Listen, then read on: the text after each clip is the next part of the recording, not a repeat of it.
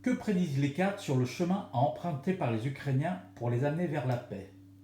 Je vous dévoile les réponses apportées par mes tirages réalisés le 26 avril 2025. Le tarot de Marseille nous apprend que la stratégie d'aujourd'hui n'est pas la bonne. Il faut revoir le plan et prendre un nouveau départ. Des éléments et des intérêts sont cachés. Il existe des manœuvres politiques opaques. Le soleil, en position inversée, avertit d'une générosité mal intentionnée ou d'éclairage trompeur. La justice, en position inversée, prévient que les accords, tels qu'envisagés aujourd'hui, ne sont ni bons ni équilibrés. Que nous apprend l'oracle du lotus? Tous les éléments ne sont pas réunis pour avancer. Un nouveau cycle est en préparation. La carte de la famille est le symbole de relations fortes qui vont se mettre en place, peut-être au travers d'une médiation collective. La carte du déménagement annonce qu'il est temps de faire du tri, mais de ne pas renoncer à l'essentiel. Tel un déménagement, le moment à venir peut être un moment de confusion. Les cartes rupture et amour annoncent qu'il faudra affronter une crise importante qui pourrait laisser des traces et des séquelles.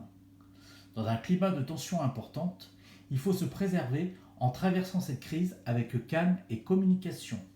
Il faut chercher à collaborer sans trop de soumission. La victoire se gagnera par étapes. On peut aller de l'avant à condition de ne pas vouloir aller trop vite dans l'escalade, mais en privilégiant le mental et la réflexion. C'est en restant focalisé sur les véritables enjeux et en restant honnête avec soi-même, sans se soumettre, que la paix se gagnera. Et pour cela, il sera probablement nécessaire de rompre avec le passé ou avec un partenaire. Quelle signification donner au tirage de l'oracle du soleil levant? Un proverbe japonais dit que le bon jour pour faire quelque chose est celui qu'on a décidé. Le peuple ukrainien doit garder confiance en l'avenir. Il faut intégrer le fait que rien n'est définitif, tout n'est qu'éphémère. On peut être esclave de quelqu'un ou d'une situation, mais on est en capacité de se libérer de ses liens, sauf si on est hypnotisé par le monstre. C'est en refusant d'être une victime que le bourreau n'existe plus. Le peuple ukrainien ne se soumettra pas. C'est à vénérer l'argent, le pouvoir, qu'on délaisse la beauté de ce qui nous entoure et de ce qui est important. La carte, le dieu de la foudre, annonce un événement de grande ampleur, qui arrive de manière soudaine et inattendue. Ces changements déstabilisants entraîneront une prise de conscience collective. Une décision importante sera alors à prendre. Il faut savoir prendre des risques et ne pas emprunter le chemin qui semble le plus facile. Défendre ses intérêts, c'est défendre qui on est et se concentrer sur ce qui a de l'importance et de la vraie valeur à nos yeux face à l'ennemi.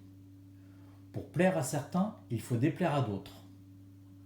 Pour trouver le chemin de la paix, il ne faudra pas que l'Ukraine laisse l'ennemi avoir l'ascendant sur elle. Défendre ses intérêts, c'est esquiver les coups et protéger son équilibre.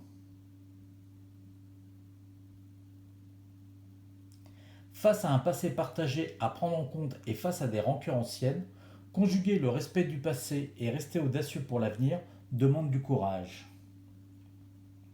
Alors, dans un climat de stratégie et d'information dissimulée, c'est par une alliance qui jouera un rôle de médiateur que la solution pourrait émerger.